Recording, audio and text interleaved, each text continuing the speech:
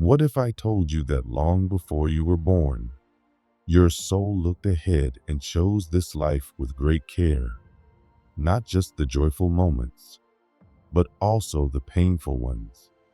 What if your soul chose to experience struggle, confusion, heartbreak, and even addiction, not because it wanted to suffer, but because it knew that deep within those dark places, there would be a chance to grow in a way that no easy path could ever teach?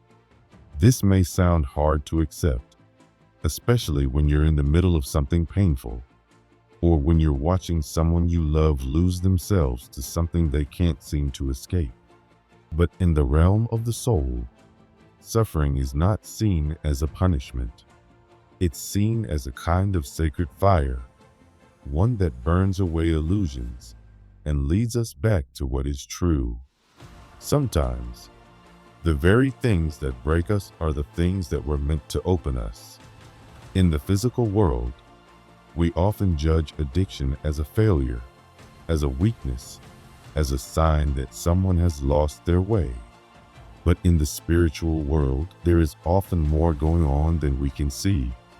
Many ancient traditions have always known that the soul is much wiser than the mind. It knows that to really understand compassion, you have to feel what it means to be broken. To really understand humility, you have to fall to your knees. To truly know connection, you have to first feel what it means to be disconnected. That is why some souls choose to walk through very dark and painful roads. Addiction is one of those roads. It may look like destruction, but sometimes it is really a path to rebirth. The soul does not avoid difficulty. In fact, before entering this life, it chooses its lessons. Some souls ask for peaceful lives, where things flow gently and lessons are learned with kindness. But other souls, often older and more eager to grow, choose intense and difficult paths. These are the souls that decide to face storms instead of gentle winds. They choose lives that involve getting lost, so they can understand what it means to find themselves again. Addiction is not always a mistake. Sometimes, it is a chosen experience meant to teach deep spiritual truths. Through the pain of addiction, the soul comes face to face with its own emptiness, its own cravings, its own despair, and it also discovers something sacred, what it means to choose light after walking through darkness. This doesn't mean that pain is good or that we should seek it.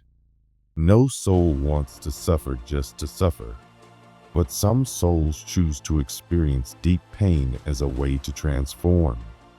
Because when everything comfortable is stripped away, when all the masks fall, when there is nothing left but raw truth, that is when the soul begins to awaken. And that awakening doesn't just change one life, it ripples outward. A person who has walked through addiction and come out the other side is never the same. They carry a wisdom that books can't teach. They carry a fire in their eyes that says, I know what it means to fall, and I know how to rise. People who have suffered deeply often become the greatest healers. They become the ones who can sit with others in pain without needing to fix them or change them. They understand because they've been there. And even though the journey was hard, they carry something inside them that no easy life could have given. Before birth, the soul knows that it will forget all of this. It knows that once it comes into a body, it will not remember why it chose these lessons. Life will feel confusing. The soul will feel lost. But it agrees anyway, because it knows that the wisdom it gains through this experience will last forever, and not just for itself. Many souls choose difficult lives not only to heal themselves, but also to help others, to break family patterns, to end cycles of pain that have lasted for generations. Addiction is one of the strongest cycles. It often passes from one generation to the next, not just through behavior, but through energy, through emotional wounds, through unspoken pain. In spiritual traditions, this is known as inheritance or soul contracts. Sometimes, before we are born, we agree to take on a certain kind of pain, not because we deserve it, but because we are strong enough to heal it. And when we heal it, we don't just change ourselves. We change everything. We change our families. We change the people around us. We even change what we pass on to future generations.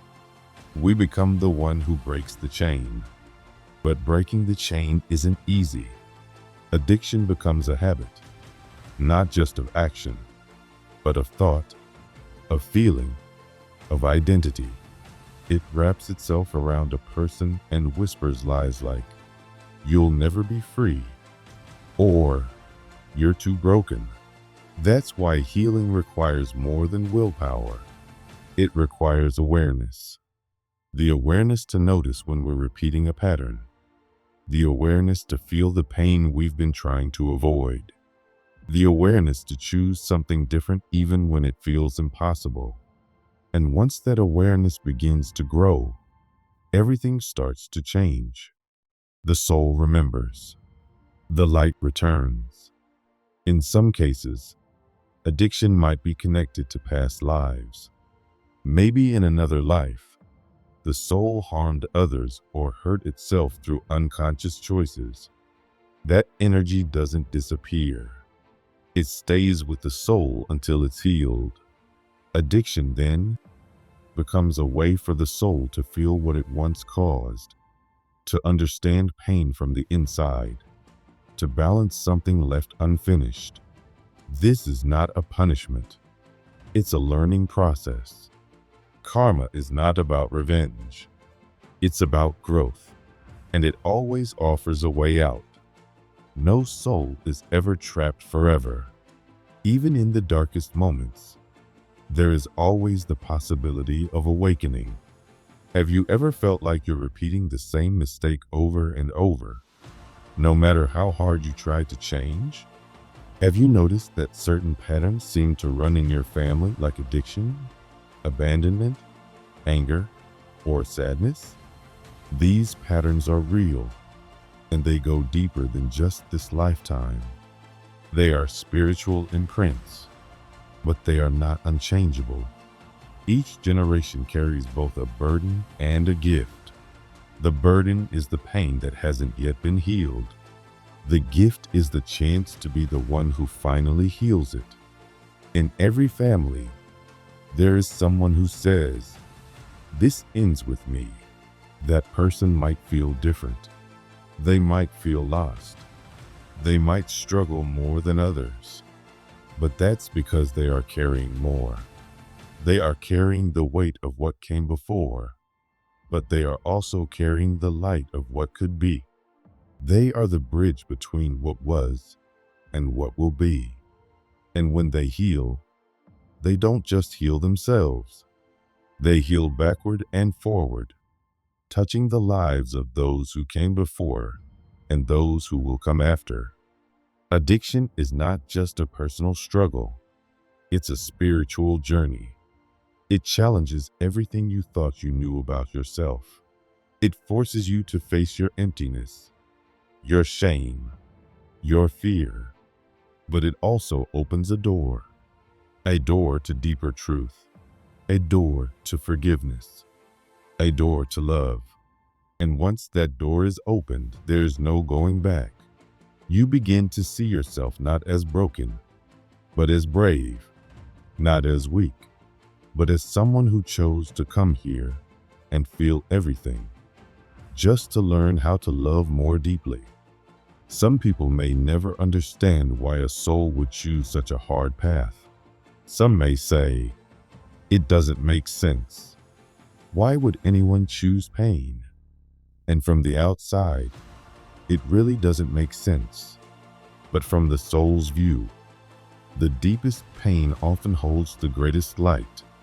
When life is easy, we tend to stay asleep.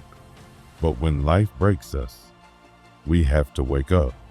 And waking up changes everything. Even though you may never fully understand why things happened the way they did, you can begin to trust that there is a bigger picture. You can begin to see that your journey, no matter how painful, is not meaningless. You can begin to believe that there is something greater holding you, guiding you, and calling you home. You may have forgotten who you are. You may have lost yourself in darkness, but your soul has not forgotten. The light is still there.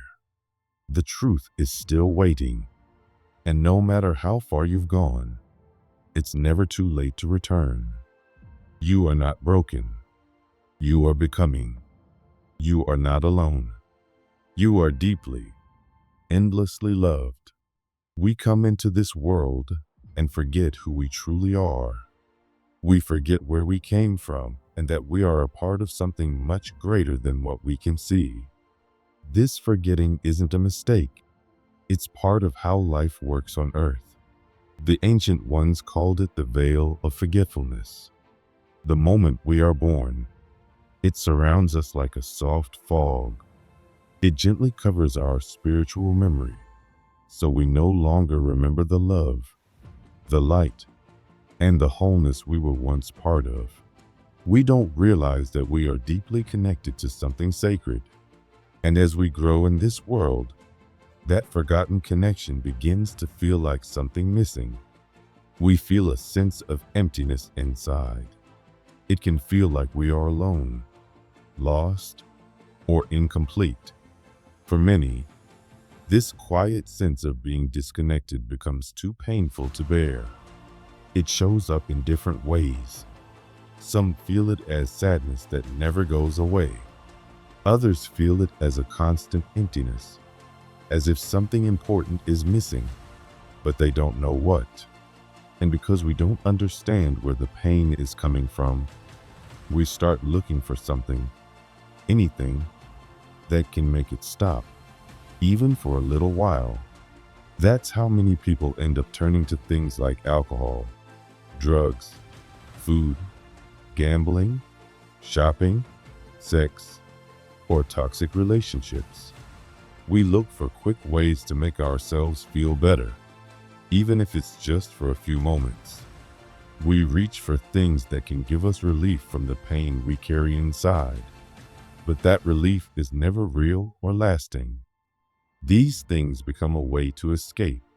They become habits. They become addictions. But behind every addiction, behind every harmful habit, there is a deeper truth. The person isn't just looking to feel good. They are trying to remember what it feels like to feel whole again. They are looking for that connection they once had but now can't feel. They want to feel safe, loved, and at peace, but they're trying to find it in places that can't offer it. When the veil is still covering our spiritual memory, we forget that the love we seek is not outside of us. We forget that we already belong to something sacred. We try to fill the inner hole with external things, but the more we try, the more empty we feel, because the soul doesn't want another drink or another fix. It wants to come home. And when we're stuck in the confusion of this world, the soul's voice gets drowned out. We don't know what we're really searching for, so we chase momentary pleasure instead of lasting peace. We grab onto anything that gives us a break from the pain of feeling separate and alone. This is the trap. This is how addiction keeps us stuck. It convinces us that we need something outside of ourselves to feel okay. But the truth is, the more we chase these things, the further away we drift from the real answer, which is already within us. The pain of separation keeps growing louder because the soul knows that none of these things will ever truly satisfy. What we are really craving is our own light, our own truth, our connection to our highest self and to the divine. And while all of this is happening in the physical world, something else can be happening in the invisible one too. Everything in the universe is made of energy, including us. And when someone is trapped in addiction, their energy becomes heavy. Their emotions are filled with guilt, shame, sadness, fear, and despair. Their thoughts are repetitive and negative. Their spirit feels far away. This kind of emotional and energetic state can attract spiritual energies that feed off pain. Just like there are people in the physical world who want to help and people who want to harm, there are energies in the spiritual world that are light and others that are heavy. Some of these energies are just lost. They are souls who are stuck in suffering and confusion, and they are drawn to people who feel like they do. When someone's energy is weak and their spirit is disconnected, these heavy energies can get close. They don't always cause the addiction, but they can feed off of it and make it harder to escape. It becomes a painful cycle. The person reaches for the addiction to escape their pain. The spiritual attachments feed on that pain and encourage the cycle to continue. It's a kind of invisible partnership that harms both sides. And because it happens in a way we can't see, many people don't realize what's really going on. They think they're just weak or broken. But what's actually happening is much deeper and more spiritual than it seems. Still, this doesn't mean there's no way out. The person is not powerless. They are not doomed. There is always a way forward, but it starts with one simple, powerful truth. Even in the darkest moment, we still have the power to choose. The soul always has free will. Even when addiction feels like it's taken over everything, there is still a small space inside where the person can choose again. And that choice may not look like a big decision. It might be something quiet, like choosing to ask for help, choosing not to give in, just for one more hour, choosing to take one breath and face one truth. These tiny choices are powerful. They begin to open a path. They let light in. And the moment that a person decides to take one step toward healing, the universe responds. The spiritual world watches with love and respect. Beings of light do not force or interfere, but they are always ready. The instant we choose healing, they move closer. They send support, energy, signs, and comfort. They help us, but they wait for us to say yes, because no one can heal for us. The journey must be walked by the soul itself. That's why it's so meaningful. That's why it creates real growth. Of course, choosing to heal doesn't make everything easy. It doesn't erase pain instantly. The body will still crave. The mind will still doubt. Old habits will whisper that it's easier to go back. Addiction is tricky and full of lies. Setbacks happen. Struggles continue. But every time the person chooses to try again, that thread of light becomes stronger. Slowly, the person begins to wake up. The fog starts to lift. Something inside stirs. The soul remembers. That moment of remembering is the beginning of true healing. It might be uncomfortable. It might hurt. Because facing the truth after hiding for so long is hard.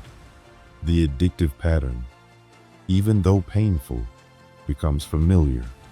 It's what we know. Letting it go means stepping into the unknown. But in that unknown, the real self starts to return. Healing unfolds in layers. The body must release its physical dependence. The mind must unlearn all the stories of shame, guilt, and fear. And the soul must come home to its truth. This happens not just through thinking, but through real practices. Meditation helps silence the noise and connect with the soul. Prayer helps build a relationship with the divine. Energy work like Reiki or cleansing rituals can remove heavy energies. Simple things like gratitude, affirmations, and daily spiritual practices help create new patterns. Bit by bit, the person starts to feel something they haven't felt in a long time: their own presence, their own light, their own love. They begin to understand that they don't need to search outside anymore. Everything they truly need is already inside. The more they remember this, the more they change. And as they heal, the past doesn't vanish, but it no longer controls them. The pain becomes part of the story, but not the end of it. Many people who come out of addiction become strong guides for others. They understand suffering. They have walked through fire. And because of that, their love becomes deeper. Their compassion becomes real. Their journey gives them a light that is strong and steady. It's not the light of someone who has never fallen. It's the light of someone who fell and got back up again and again and chose not to stay in the dark. That's why it's so important to look at addiction with different eyes, to stop judging and start understanding. Behind the pain, there is always a soul trying to remember who it is, a soul trying to come home. Sometimes, that soul needs to fall in order to rise. Sometimes, it needs to get lost in order to understand the value of the light. But the choice to return is always there. And when the soul chooses to awaken, when it finally says, "I'm ready to come back," that is when true healing begins. That is when everything changes. Because even the darkest chapter in life can become the doorway that leads us back to love.